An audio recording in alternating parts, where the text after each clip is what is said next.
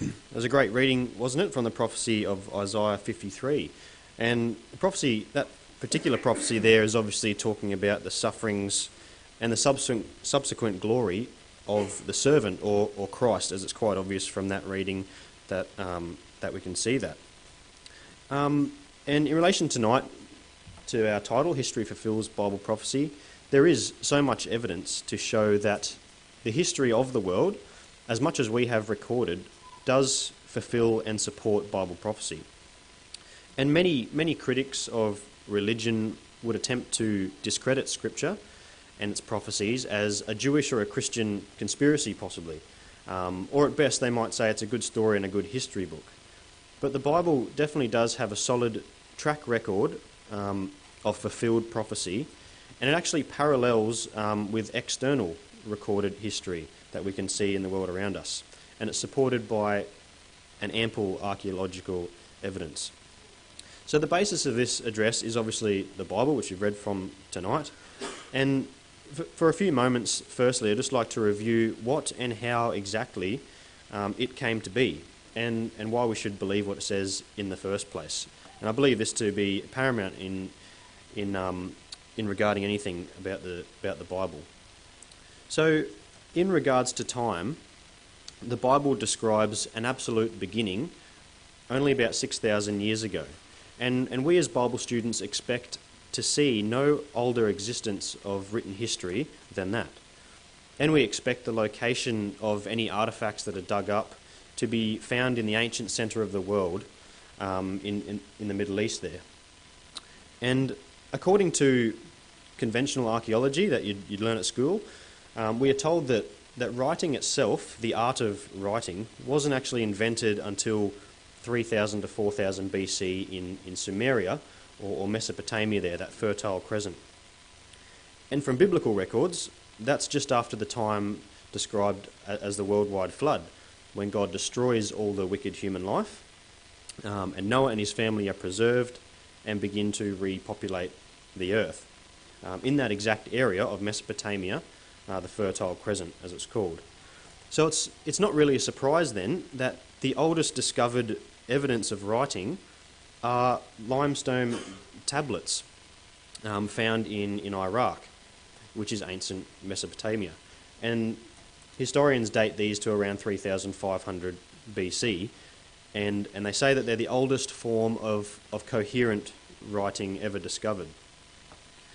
And another conventional understanding among historians is that the second big civilization, so the Mesopotamians or the Sumerians were the first, and it's common knowledge that the second oldest civilization to date is the Egyptians,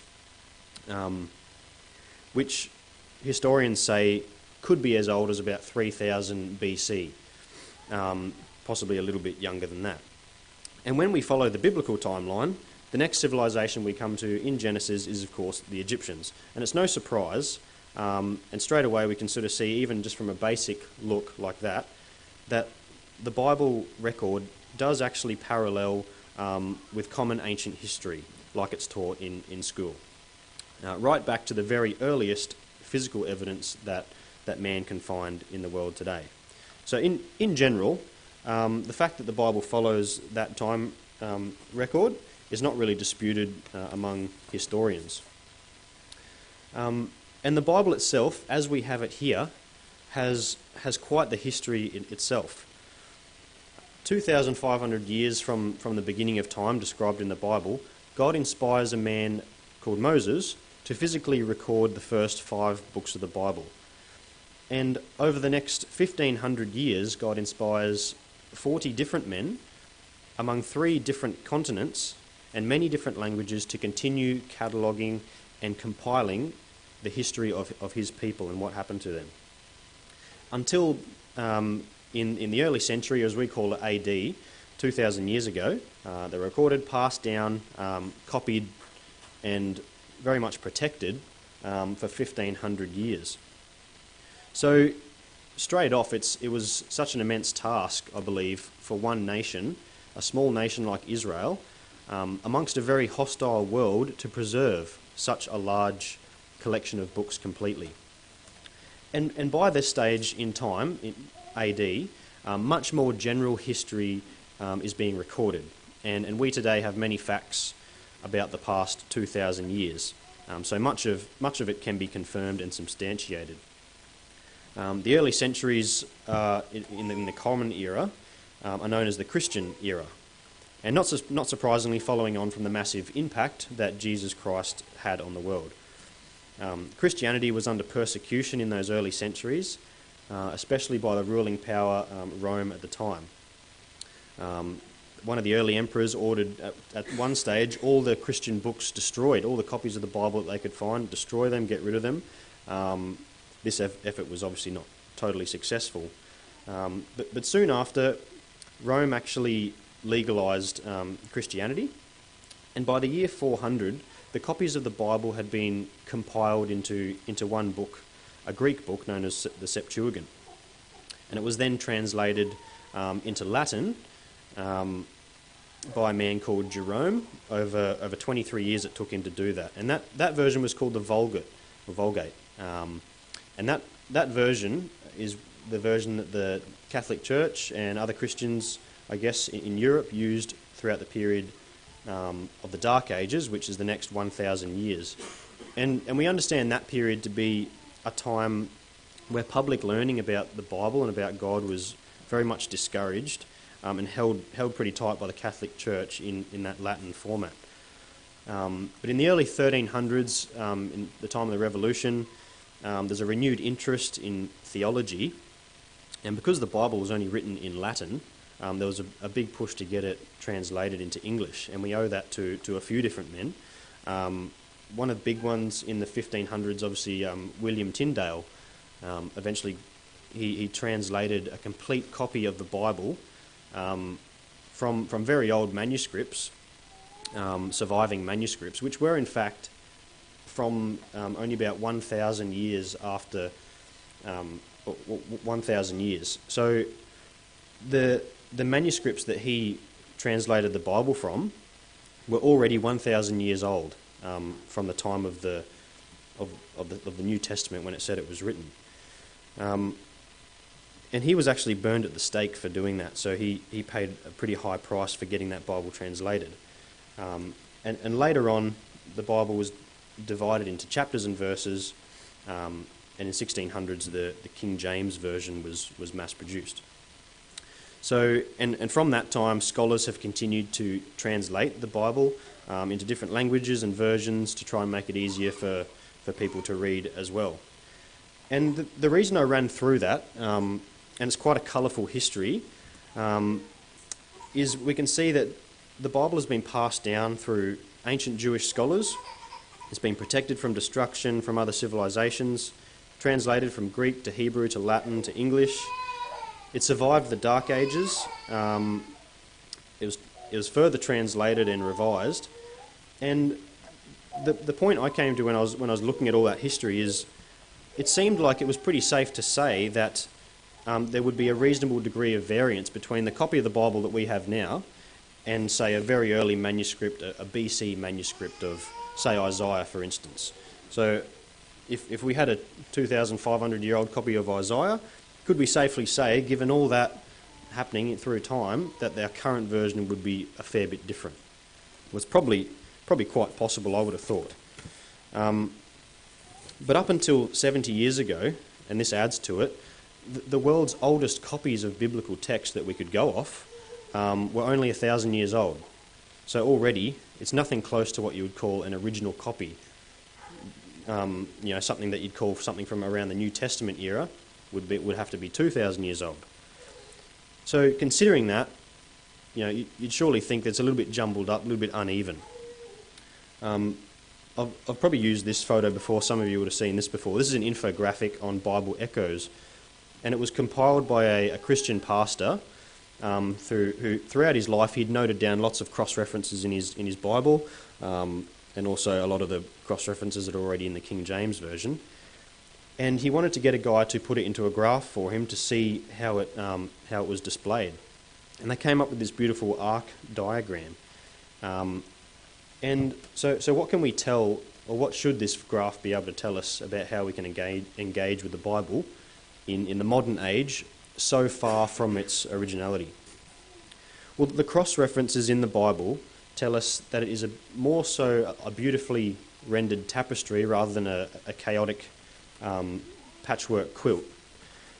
It's very evenly unified, and considering the fact that we've looked at all those different things that happen to the biblical text throughout time, in the face of such diversity, the Bible still holds unity, and the flow through the Bible is very consistent. The touch points for all the references that talks to each other are very symmetrical and balanced. And we believe as Bible students that God was obviously superintending the process to keep the Bible in its original state.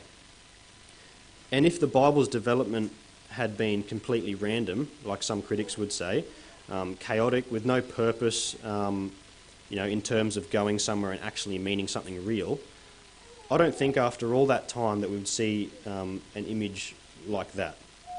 And ultimately for me, and for a lot of people here as well, when you study the book and see it come alive on so many levels of understanding, and you never see it fully exhausted, that is what really proves to me that the text itself and the prophecies in it are inspired by God.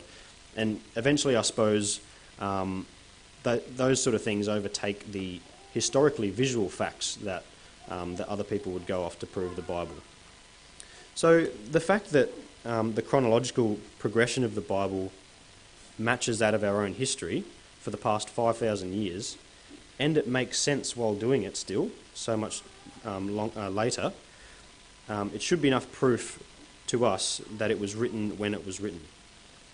And historians will conclusively work backwards through time, and they'll say, yes, the Romans were around, yes, the Greeks, the Persians, the Babylonians, Egyptians.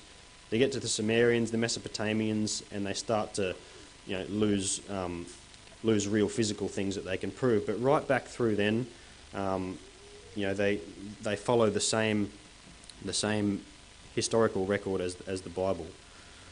And all the while through, as the Bible's matching that, it retains this unique connective message. So, despite even that, is there grounds, do you think, to say that the prophecies, like we read in Isaiah 53 there, that clearly reference Jesus or a Messiah, and there's many more prophecies you can look at, do you think, despite everything we've looked at, that a critic could say, well, how do you know that the Catholics or the Christians in the Dark Ages didn't add all these prophecies in to validate the Bible? How could we possibly prove that it is actually 2,500 years old? Well, one thing that proved that, and it was only in the last 70 years that these were found, is the Dead Sea Scrolls. So up until 70 years ago, the oldest physical manuscript of any biblical text was only 1,000 years old. But then these were discovered. They were discovered in 1947 in 11 caves along the northwest shore of the Dead Sea. And this is a very arid region east of Jerusalem and 400 metres below sea level. And the Dead Sea Scrolls are comprised of the remains of approximately 900 separate scrolls preserved in jars, in clay jars. And they're represented by tens of thousands of other fragments as well. And the texts are most commonly made on leather, but also papyrus, and there's one in there that's made on a sheet of copper. But why are they important? Well, fragments of every single book of the Old Testament were discovered in the Dead Sea Scroll caves, except for the book of Esther. And identified among the scrolls are 19 copies of Isaiah, 25 copies of Deuteronomy, and 30 copies of the Psalms. And a virtually intact Isaiah scroll, which contains some of the most dramatic messianic prophecies like the one we read tonight in Isaiah 53. And these are all 1,000 years older than any previously found copy of the Bible in the world. And this library of scrolls appears to be hidden away in caves just before the outbreak of the Jewish revolt in AD 66. So just before the Roman army advances against the Jews and destroys everything they own. Some Jewish scholars run to these caves and they hide every copy that they've got. And based on various dating methods, the Dead Sea Scrolls would have to be written between the period of 200 or 300 BC to 70 AD. And many of the crucial Bible manuscripts that contain the prophecies about the Messiah, about Christ, date to at least 100 BC. So that's 100 years at a minimum before Christ actually came. And because of that fact, the Dead Sea Scrolls have revolutionised the textual criticism of the Old Testament. So we find these biblical texts in substantial agreement with the translations of the Old Testament that we have used today. And often they're very much word for word. So you can do a simple Google search on the Dead Sea Scroll of Isaiah 53. You'll see it there with the translation, and it's almost word for word exactly what we have in our Bibles today. So they've definitely provided phenomenal evidence for the credibility of Bible scripture, and specifically that Greater Isaiah scroll. It's almost identical to the most recent manuscript that we have that was 1,000 years older. So, remembering that the scrolls found in there were dated to as old as 300 years before Christ actually was on the earth. So they sit in this untouched environment for approximately 2,000 years. If they were hidden away in AD 70 and weren't found till 1947, that's nearly 2 millennia. They sat in these caves untouched, nobody destroyed them, no weather events got to them or fire or anything. And I think it's remarkable that in 1947, this Bedouin shepherd was throwing rocks into the cave just for fun, and he smashes a clay jar and subsequently stumbles upon these Dead Sea Scrolls. And 1 year later, after 2,000 years of history, of dispersion of the Jews returned to their homeland as a formal nation. So I don't take that as coincidence.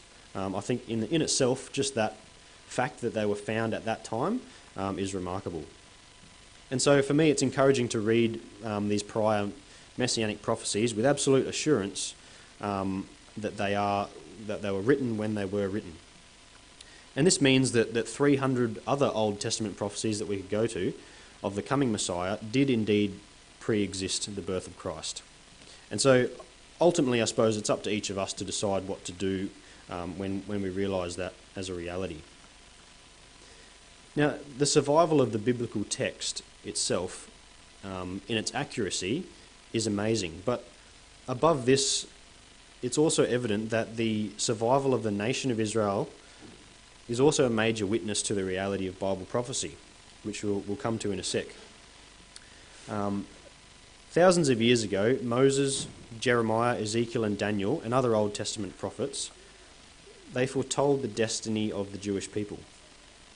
And as we've seen, external history confirms that everything happened just as it said it would in their order. And some of the prophetic information that we have recorded throughout the Bible is scarily accurate, if I can use that word. It's a very accurate record of history, the history of the world. And parts of Daniel, for instance, are extremely precise, down to very fine detail. And this is a very common depiction of Daniel 2, where Daniel explains the future empires to come, symbolised by Nebuchadnezzar's dream. And you could spend a whole night on this chapter itself, but basically Nebuchadnezzar has a dream, King Nebuchadnezzar of Babylon. He can't decipher it, neither can any of his wise men, but Daniel's there, a Jew in exile from Jerusalem, and he goes through and explains it to Nebuchadnezzar. And he said, look, you're this head of gold, you're Babylon, but another kingdom inferior to you will arise. And so it did. Persia came and overtook Babylon. Daniel goes on to say that yet a third kingdom will come, a bronze kingdom, which is represented by Greece. And then there shall be a fourth kingdom that is strong as iron, represented by the Roman power that came. And the Romans if you look at their empire, was far larger than any of the previous ones, and they held a lot of strength with that. And then also the prophecy goes on to describe a divided kingdom, but some of the firmness shall be in it, which we take to be the Roman Catholic Church, which is really only the one surviving thing from the Roman Empire after it fell apart. The Roman Catholic Church is still around today. And towards the end of the prophecy, it describes a stone that was cut from a mountain by no human hand, which we put down to the Lord Jesus Christ. And this is a future fulfillment yet to happen, to come and to break in pieces all these kingdoms, and it hits it right on the feet at the one surviving thing of this image of man. So it's a very common depiction. It's widely confirmed to be accurate prophecy of the future that came after the time of Babylon. Not just Christadelphians say that, many Christians as well, and it's definitely pretty common. Another one is Daniel 11. I don't expect you to read that, but on purpose I've put it there because word for word in Daniel 11, through God's inspiration, Daniel describes in very fine detail the future history of the Greek Empire. And verse by verse you can go through and read the verse and read what happened in history. And it's pretty amazing to see, if you've never looked at it before, to go through and see how history played out as Daniel said it would in symbol. But basically, to give you a brief rundown of that one, Daniel gives you a brief prediction of the setting up of the Grecian monarchy upon the ruins of the Persian monarchy, which was now newly begun. A prediction of the affairs of the two kingdoms of Egypt and Syria, north and south, and they reference each other. Also, the rise of a powerful man, Antiochus Epiphanes, and his actions and successes. It talks about the Maccabean revolt, the emergence of a Roman power, and also a future, which we believe is yet to come, a future invasion of Israel in modern times. So verse by verse you can go through and follow the biblical prophecy as it symmetrically matches real events in sequence as recorded by other historians as well. And these events are often supported if you did history at school or university or something. They might not use the Bibles to substantiate it, but they'd use other things, and they'd say exactly the same story that Daniel explains. So again, a very commonly reviewed prophecy, not just among Christadelphians, but the rest of the world as well. And you could spend a whole night on Daniel 2 and Daniel 11. But yeah, if you're interested, I can direct you to hour-long talks on each of them with much more information to prove that as well. So we've seen the history of the Bible itself. And despite everything that could have gone wrong, it has survived. And not only has it survived in its entirety as a whole book, but its accuracy has survived as well and been proven to be the same for well over 2,000 years. We saw in that infographic that its symmetry and direction is consistent right the way through, and also the outside information on our recorded history matches the chronological sequence and the major prophecies of the Bible. And so for a book that's so small and so accessible today, in many different languages and translations, it's something that's certainly taken for granted by the majority. And this is very understandable, as man is always going to do what pleases him, and the Bible does place demands on us. And one theme I want to focus on to round out our thoughts tonight is the enduring survival and permanency of God's chosen people, the nation of Israel. Because the perseverance of Jewish existence proves that they are a living witness to Bible reality. And their history and future was written far in advance, and there's still prophecies to be fulfilled about them. So, when talking about God's chosen people, I suppose we can ask the question of why does God need a chosen people to outwork his plan and purpose? Why did God set apart a nation that was chosen? And from a Gentile or a non-Jewish perspective, when we think about the Jews as a chosen people, are they somehow superior to us or receive special treatment? or are more loved by God than us.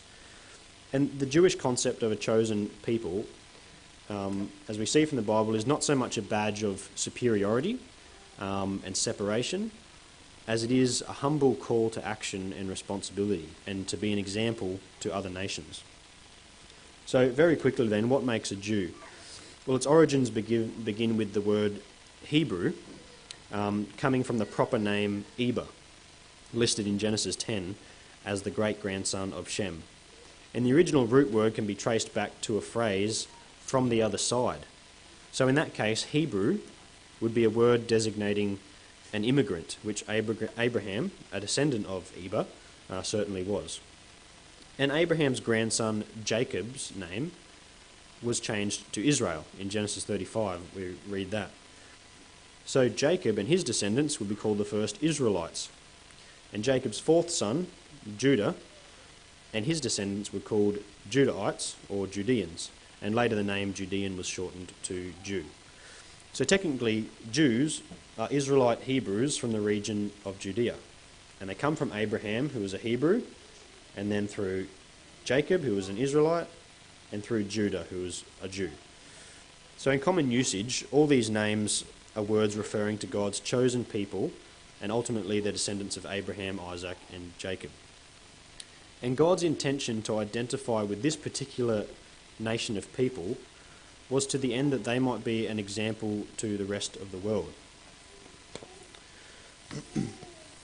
So in Exodus 19, we read there that it says, "You shall be my treasured possession among all people." The King James says a peculiar nation. So this was the nation's initial calling to be separate from the rest of the world as they came out from bondage in Egypt. And if you turn to Deuteronomy chapter 28, just with me. Deuteronomy chapter 28.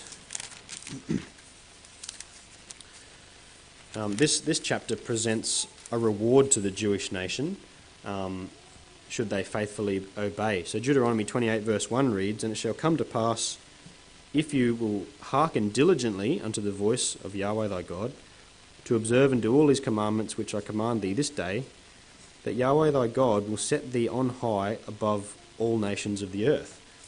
So if they faithfully obey, they would be set on high and preserved.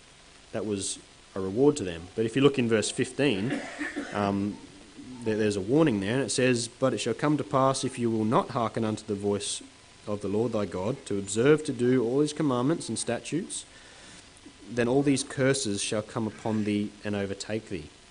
And there's 54 preceding verses there that talk about all the curses that might come upon Israel should they disobey God's word, which we know obviously they did, and they actually did all come to pass upon Israel. So if you come over to verse 36, we read in verse 36, "Yahweh shall bring thee and thy king, which thou shalt set up over thee, unto a nation which neither thou nor thy fathers have known, and there thou shalt serve other gods, wood and stone, and shall become an astonishment, a proverb, and a byword among all nations, whither the Lord shall lead thee." So this is talking about the nation being exiled to Babylon, and there did come a king that took them away, and Israel did become an astonishment and a proverb, a byword to other nations around them. And if you come down to verse 48, we read there, it goes on to say, "Therefore shalt thou serve thine enemies, which Yahweh shall send against thee, in hunger and in thirst, in nakedness, and in want of all things, and he shall put a yoke of iron upon your neck, until he have destroyed thee. And Yahweh shall bring a nation against thee from far, from the end of the earth, as swift as an eagle flieth, a nation whose tongue you will not understand." Okay, so this yoke of iron represents the Roman takeover, and we have a link there to Daniel 2 and in Daniel's image, where the legs of iron matched up with history and represented the Romans that did indeed come and take them. We can read of all the atrocities in AD 70 that happened to the Jewish nation. So these things have come to pass. This is confirmed as being have happened already. 2,000 years ago. So right throughout time, the Jews have been persecuted. And they are a tiny country. They're only 1/800th of the total Middle East as far as land mass goes, and they happen to be right in the middle, located on a plot of arid, resourceless land, and yet this seems to be one Jewish state too many for the rest of the world for much of time. Israel is condemned for daring to survive, and they're the only country in the world whose existence has been constantly challenged and is challenged today. So in Deuteronomy 28, we read a few verses in there, and we can see described that the Jews would be scattered all over the world, hated, persecuted, and driven from country to country. So we know we've got heaps of proof that they were exiled to Babylon. They came back to their land. Then the Romans came and destroyed them again. And that time they were dispersed for over 2 millennia. So that one, we can say, has been confirmed. We then can read a further prophecy in Leviticus that describes that meanwhile, while they're in exile, their land, once so fruitful, would lie desolate. And in more recent times, during the Jews' exile, after AD 70, a man called Mark Twain, you've probably heard of, he visited the land of Israel in 1869, and he wrote this brief description of the land. He says, "Of all the lands there are for dismal scenery, I think Palestine must be the prince. The hills are barren, they are dull of colour, they are unpicturesque in shape, the valleys are unsightly deserts, fringed with feeble vegetation that has an expression about it of being sorrowful and despondent." So there's nothing really there that took his fancy. It wasn't really a land flowing with milk and honey. And so we can see, like, just from Leviticus 28, saying that would happen, that even in our recent history, that will have been confirmed. In Jeremiah 30 and Hosea 3, we read that despite everything that happened to the Jews, they would survive all of these troubles and actually outlive their persecutors. So, like we've seen in our previous slides, Babylon persecuted them. Babylon's been and gone. Persia came and persecuted them. They've been and gone. The Greeks and even the mighty Roman Empire was, a lot bigger than the Israelites. They've all come and gone, and somehow the Jews, they've survived. And even after AD 70, when they lost their national land, they had no national territory. They were dispersed for 1,800 years throughout the world with actually no country of their own. And then despite that, they were still pursued. In World War II, we read of the Nazi annihilation, the annihilation attempt anyway. And while it was horrific, it actually paved the way for their return to Israel. And they are the only people on earth ever to retain their national identity without having a national territory. And I did take that from, I think something Morris once said. But yeah, I'll repeat that. So they're the only people on earth ever to retain their national identity without having a national territory. And for so long, it's quite remarkable that they actually got that back. And they even their original language has been preserved. So it's quite remarkable, and we can say that that's definitely been confirmed. Ezekiel 11 and 36, they also go on to say further prophecies, and these are just a few, there's many more, that eventually, while still disobeying God, the Jews would go back to their own land. And they definitely have. There's lots of history, very recent history to support that. Even in some of our lifetimes here, we would have seen that happen. And there's dates there and things that happened that progressed towards the state of Israel actually being declared.